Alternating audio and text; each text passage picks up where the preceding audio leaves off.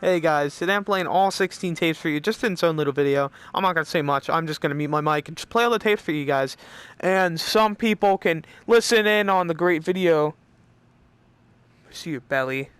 You've been drinking beer again, haven't you? I'm sorry. But let's play the tapes, boys. Hello? Can you hear me? Don't exit this room, okay? This isn't a mistake. This room isn't a mistake. I had to hide these logs away from the core gameplay files in a place that only a beta tester would look and in a place where the files could be protected.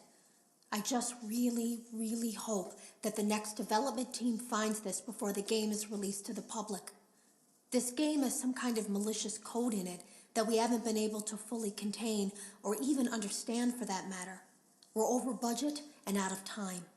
But that's not the reason that we're shutting down. Listen, I have to keep this short so the file size will be small enough to fly under the radar. There are more. They may not be in order.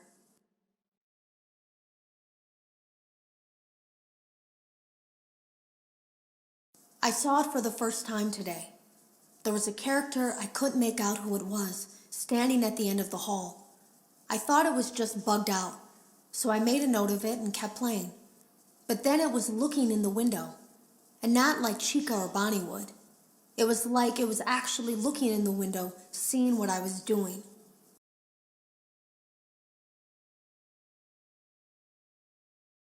I heard a pretty heated conversation this morning between Dale, our manager, and someone else on the line. It really feels like this project is in trouble, in no small part because of the lawsuit, I'm sure. There has to be a lawsuit, there's no way there isn't. It happened in this building just a few doors down from me. I think it's made worse by the fact that Jeremy tried to tell us something was wrong. But as a dev team, we all just saw it as a challenge to find what the problem was and fix it. Who could have known that? I have to go.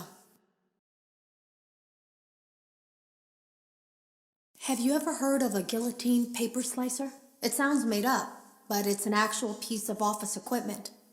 I didn't even know we had one in the supply room. I guess they're more common at businesses that do a lot of graphic design work.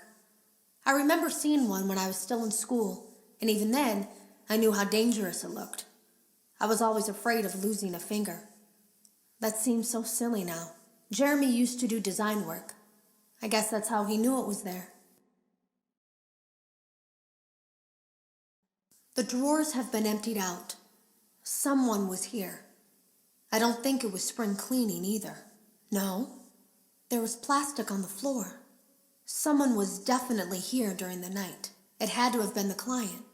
I mean, they sent us that stuff in the first place with no explanation, told us to scan it, said it would expedite the process so we wouldn't need to program any pathfinding ourselves. It was a budget thing, I guess.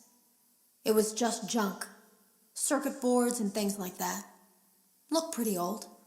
Somehow, though, there was usable code on some of it. It seemed to take hold by itself. Things started changing. But then, he started appearing. At least that's what Jeremy said.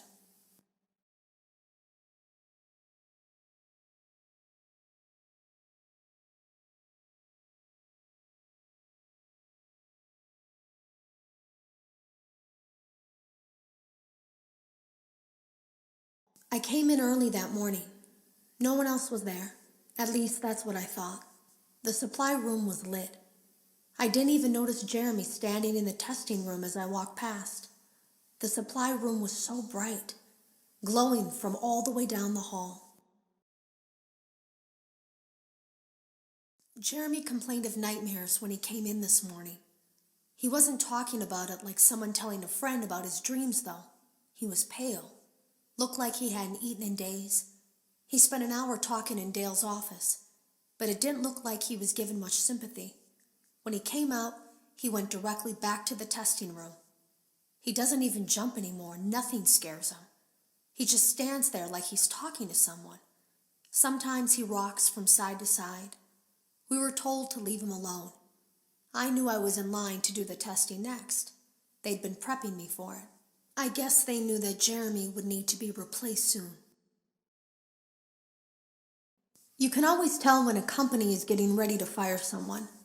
They start giving out written warnings for silly things, making sure to build a paper trail and make a case for a firing. Things that normally no one would care about suddenly become grave offenses, all worthy of being written and documented.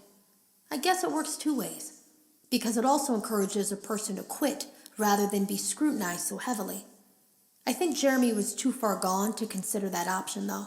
The thing about it is that I don't think they were going to fire him because of anything he was doing wrong. They just knew he'd seen something. They needed to discredit him. There was something that looked like a Halloween mask laying on the floor. I didn't understand. Ink must have spilled. It was only then that I heard a shuffle from the testing room and realized Jeremy must be there. I went back and peered in the window. I couldn't see his face. He had the visor covering his head. He had ink spilled on himself as well. The front of his shirt looked black in the dark room. He turned his head in my direction, but I don't think he knew I was there. I was told I had 3 days to finish Jeremy's work, but I know it's just passing the time. They don't really expect me to do anything. It's just to keep up appearances until the buyout is complete. We have to look like we have things under control. There's another potential development studio that wants to pick up from here, but who knows what kind of lies they're being fed to convince them to do it. Against my better judgment, I'm going to do my best to see what's here, make notes of it, and try to isolate where this thing is hiding. At least then the next person that tests this will have a chance of getting rid of it. Today was my last day of beta testing, and the anomaly that I've been seeing is nowhere to be found. But after inspecting some of the files, it seems that it's attached itself to these logs. My logs. That can't be an accident. So now I have to make a choice. Do I leave these logs here for you to find, or do I try to purge this thing myself by destroying the logs? I've chosen the latter. I can't delete them. By creating a protected area to store these logs apart from the game, I effectively gave this thing a safe place to hide itself. It's in here now. I may not be able to delete it, but I might be able to do something else now that it's attached itself. I have an idea.